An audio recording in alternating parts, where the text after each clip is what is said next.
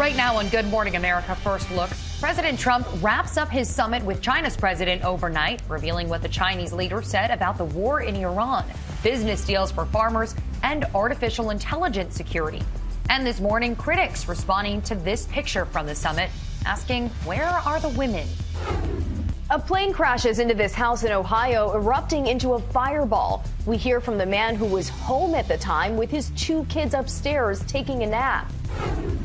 A man behind bars for 3 decades who faced execution 3 separate times in a murder case is released from prison. What prompted the decision from the judge? A police chase takes an unexpected turn. A trooper nudges a vehicle, causing a rollover, and a toddler emerges from the back seat. What happened next, and a closer look at the safety of police pursuits. A warning for parents after a senior prank nearly turns deadly for this high school student. 82 years young, tennis legend Billie Jean King prepares to graduate college. Plus, the push to set a fireworks record this July 4th. And the man who's won the lottery 18 times, what he says makes him truly lucky. From ABC News, this is Good Morning America First Look.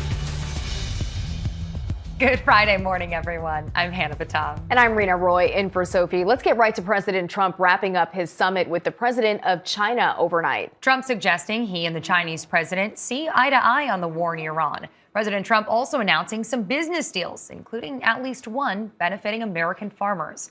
Here's ABC's Lana Moise. Overnight, President Trump and Chinese President Xi Jinping meeting for the second and final day of their historic summit. Trump suggesting when it comes to the war in Iran, he and the Chinese leader are on the same page. We feel very similar to Iran. We want that to end. We don't want them to have a nuclear weapon. We want the straits open. We're closing it now. They closed it, and we closed it on top of them. But we want the straits open. And we want them to get it ended because it's a crazy thing. They're a little bit crazy. And it's no good. Can't have it. They cannot have a nuclear weapon. Earlier, Trump sitting down with Fox News. China's support of Iran. How big a discussion was that today? We discussed it. I mean, when you say support, they're not fighting a war with us or anything. No. He said he's not going to give military equipment. That's a big statement. He said that today. That's a big statement. He said that strongly. But at the same time, he said, you know, they buy a lot of their oil there, and they'd like to keep doing that.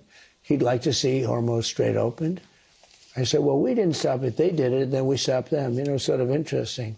The two leaders also discussing trade, with Xi agreeing to buy hundreds of American-made planes. One thing he agreed to today is going to order 200 jets. That's a big thing, Boeing's. Boeing. 200 big ones. The president says China will also be buying American oil and soybeans, which China stopped buying last year during a trade dispute. They're going to do a lot of soybeans for our farmers. They're going to be buying a lot of our farm product. Tech CEOs joining Trump on the trip with artificial intelligence a major focus. Treasury Secretary Scott Bessent says China agreed to work together on AI safety. But while the Trump administration is touting the talks, critics are pointing out what they call a glaring omission in the photos of yesterday's bilateral meeting. Not a single woman at the table. A Harvard economics professor saying a meeting of the two largest economies and not one woman at the table. We have somehow gravitated back to this idea that what matters is your network and not your capabilities. A handful of women did join Trump for his Beijing visit, including his daughter-in-law, Laura. Analysts say a key moment of the summit was China's warning to the U.S. about Taiwan, saying if the issue is handled improperly, it could lead to conflict. As for whether China pressures its ally Iran to reopen the Strait of Hormuz, many observers say China is in no rush to get involved. Hannah, Rena. Lionel, thank you. We turn to Cuba, where protesters hit the streets of Havana as the island faces more rolling blackouts, plunging millions of people into darkness. Cuban officials say the island has now run out of oil amid the crippling U.S. blockade. CIA Director John Ratcliffe visited Cuba yesterday, saying the U.S. will help with economic and security issues if the Cuban government makes fundamental changes. We're now hearing from the owner of this home in Akron, Ohio. A small plane crashed right into the front of his house yesterday. 2 people on board died. Video from across the street shows the crash, the plane erupting in flames.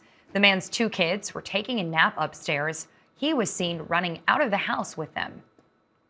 Just a loud bang, almost like a train, I guess is the best way I can describe it, kind of hit the house, and it just everything just shook. And I just ran upstairs and I grabbed both my oldest and my youngest out of their crib and out of their bed and just ran outside with them.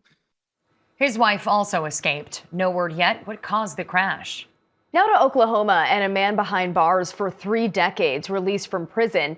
He had faced execution 3 separate times for a murder he insists he did not commit. Here's ABC's Andrea Fujii. These were the first steps of freedom in nearly 30 years for Richard Glossip. The former death row inmate was scheduled to be executed 3 separate times over the years, but yesterday he walked hand in hand with his wife, leaving an Oklahoma prison after being released on bond. I'm just thankful for my wife and my attorneys and just happy, just really happy. Glossip's case gained national attention after celebrities like Kim Kardashian and Susan Sarandon took up his cause. He was arrested in 1997 and sentenced to death in connection with a murder-for-hire scheme targeting his former boss, motel owner Barry Van Treese. But through the decades, he maintained his innocence. I'm truly sorry for what happened to Barry. I am. But I had nothing to do with it. Last year, he was granted a new trial after the Supreme Court agreed that prosecutors had knowingly allowed false testimony from a witness. State officials vowed to retry him, so he remained behind bars until a judge stepped in yesterday. He's maintained his innocence for 28 years. He's finally going to get, for the first time, a fair trial in this case. Glossip is now required to wear a monitoring device as he awaits his coming court dates, but that's not dampening his spirits. It's overwhelming, but it's amazing at the same time. One of his lawyers said prosecutors may have a hard time retrying this case because some witnesses have died and some evidence has been lost. As for Barry Van Treese's family, they have not publicly commented. Hannah, Rena. Andrea, thank you. The Supreme Court is allowing broad access to a widely used abortion pill to continue. The ruling means, for now, patients can still get a prescription for mifepristone and have it delivered by mail. The decision keeps on hold an appeals court order that restricted access to the medication, which is used for most abortions in the U.S. A top aide for Health Secretary Robert Kennedy Jr. has resigned in protest over the FDA's approval of fruit-flavored e-cigarettes. Richard Danker claims the approval of flavored vapes could expose children to nicotine addiction. Now to a series of wild police chases caught on camera. In one case, an officer is pointing his gun when a child gets out of the back seat of an overturned car. This morning, the stunning end to a police chase in Arkansas. Troopers say they were trying to pull over a car going 80 miles an hour in a 55 zone. The trooper nudging the back of the car, the driver flipping over. Moments later, with the trooper's gun pointed at the car, this happens. Get out of the car with your hands up! Put your hands up! Got a toddler walking out of the back. The trooper picking up and comforting the 3-year-old before taking his mom into custody. That was the stupidest thing I've ever seen. Could have killed your own child. In Wisconsin, deputies in Fond du Lac County releasing this video of a car going airborne during a high-speed chase. They say the driver with a felony warrant had fled a traffic stop. And west of Atlanta, a U-Haul weaving through traffic during this chase earlier this month, nearly hitting several other vehicles. Police using a pit maneuver, the truck rolling onto its side in a church parking lot. Police chases like this have been under scrutiny in recent years for the danger they can pose to both suspects and bystanders. The San Francisco Chronicle reported between 2017 and 2022, more than 3,300 people in the U.S. were killed during police pursuits. More than 550 of them were bystanders. And investigators found most chases stemmed from traffic violations and other nonviolent crimes. Here in New York, the NYPD recently banned high-speed chases for low-level offenses. Time now for your Friday weather. Good morning. Still dealing with some showers in the northeast. We're going to be getting rid of the clouds and warming things up over the weekend. And then we turn our attention to a multi-day severe weather event over the middle of the country today. You're looking at it from parts of Minnesota all the way down into Kansas. Some of the stronger storms could be near Lincoln, Nebraska. We get some high fire danger in the high plains. It's beautiful in the mid-Atlantic and into the southeast. Big storms anywhere from Garden City to Des Moines on Saturday. Sunday, the threat is from parts of Nebraska all the way to Minnesota. That's your forecast. I'm ABC News senior meteorologist Lee Goldberg. Have a great weekend. Coming up, a man who's won the lottery 18 times. But first, a warning for parents after a senior prank nearly turns deadly for this high school student. And the outrage over a school using this wooden timeout box to discipline students leads to change.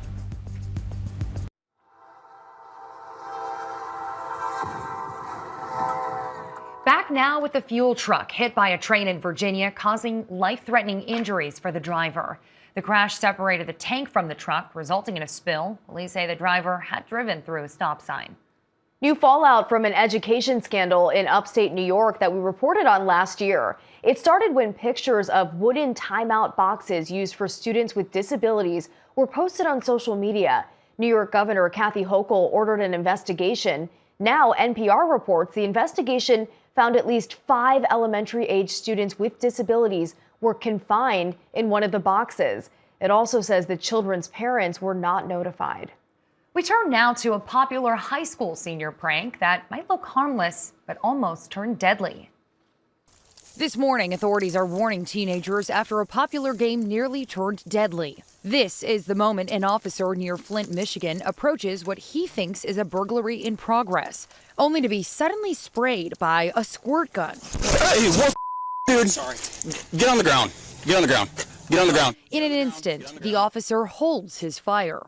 He was ambushed by a kid with a water gun. He would have had every right and been justified if he did pull the trigger. I'm looking for people stealing cars.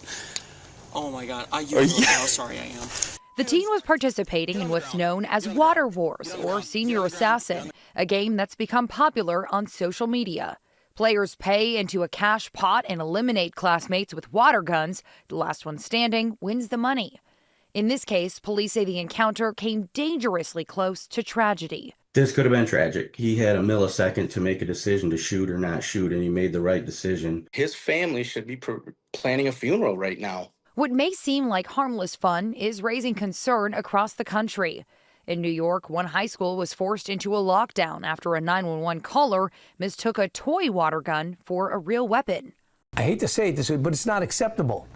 You know, you can't have kids running around with guns that look like guns. Police are urging parents to speak with their teens about the potential dangers.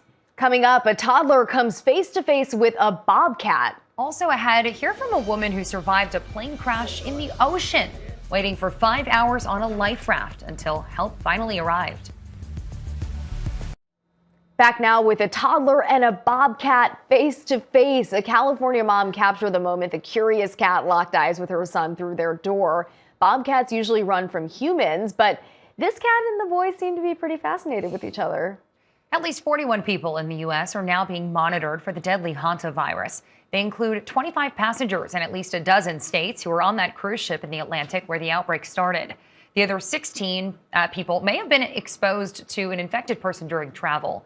The doctor on the cruise who tested positive for the virus but is now negative says his antibody tests are also negative. A jury in Chicago has awarded nearly $50 million to the family of a young woman killed in the crash of a Boeing 737 MAX jet. The plane went down in Ethiopia in 2019, killing all 157 people on board, including 24-year-old Samia Stumo. She was headed to a job in East Africa. The crash was blamed on a flight control system. Now to Florida and a plane crash this week. We're now hearing from a woman who made it out alive. One of the 11 people who survived a plane crash this week 50 miles off the coast of Florida is speaking out. We thought we wouldn't live. Olympia Ouden was on the small plane flying between islands in the Bahamas when there was an engine failure. The pilot then making a controlled crash into the Atlantic, a move now being hailed as miraculous. It's very rare that we have survivors in an incident like this. The pilot saying, once we hit the water, I think my first thought was, we didn't die. "Let's get out." The survivors alive, but now stuck on a raft in the middle of the ocean in stormy seas, not knowing if help was coming. All I see was more dark water around us, and my niece, she was on the wing. And she told me, she said, "Annie," she said, "swim." I said, "I can't swim." The pilot had managed to send a distress signal, and an Air Force Reserve crew, which just happened to be in the area, was alerted and came to their rescue. Because if it wasn't for them, we probably would have still been over there right now, still floating somewhere. They were low on fuel but made it back to land. The survivors suffered some broken bones and cuts, but they're okay. Alden says in those moments facing so much uncertainty, she relied on her faith. The best thing to do is pray. She says the pilot is a hero. Just an amazing story of survival. Coming up, the push to set a fireworks record this July 4th. Plus, AI gives us a whole new perspective on the Rolling Stones.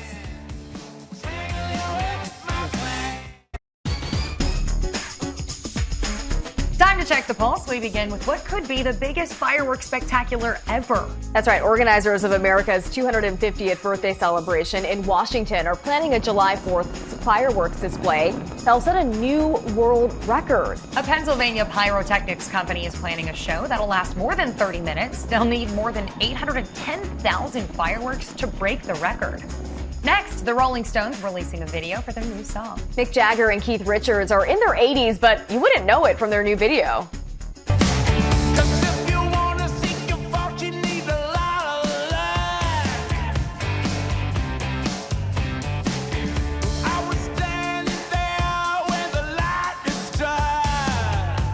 The Stones were digitally de-aged here using AI technology provided by a company started by the creators of South Park. They're not the first to go back in time. Billy Joel released a video 2 years ago using AI to recreate himself at different ages. Next, another big win for Billie Jean King. Yeah, the tennis legend is about to get her college degree at age 82. King dropped out of school in the 60s to play tennis, but she went back, and on Monday, she graduates from Cal State. Next, one lucky guy in Idaho. And he knows it. Robert Bevan just won a $50,000 lottery prize, the 18th lottery win of his life. His wins have ranged from $1,000 to $200,000, but he says his real luck has been spending 40 years with the same amazing woman. Love it. And finally, a reminder that in some parts of the world, you should check the toilet before you sit down. Yeah, thankfully a man visiting this resort in the Philippines did, because that's a king cobra snake that was lurking in the bowl. Yikes. Oh my gosh. Yeah, I think I might avoid that area at all costs. Top headlines next.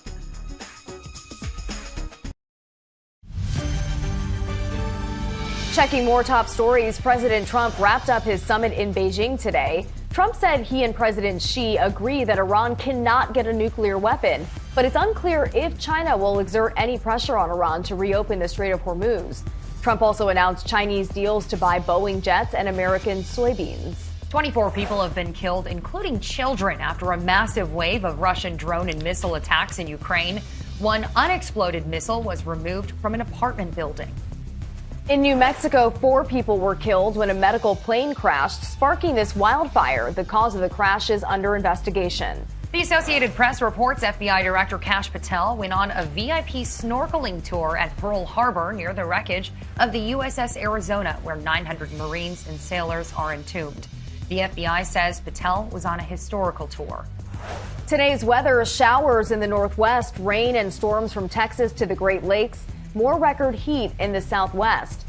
And finally, the NFL schedule is out. And teams had lots of fun revealing this season's opponents.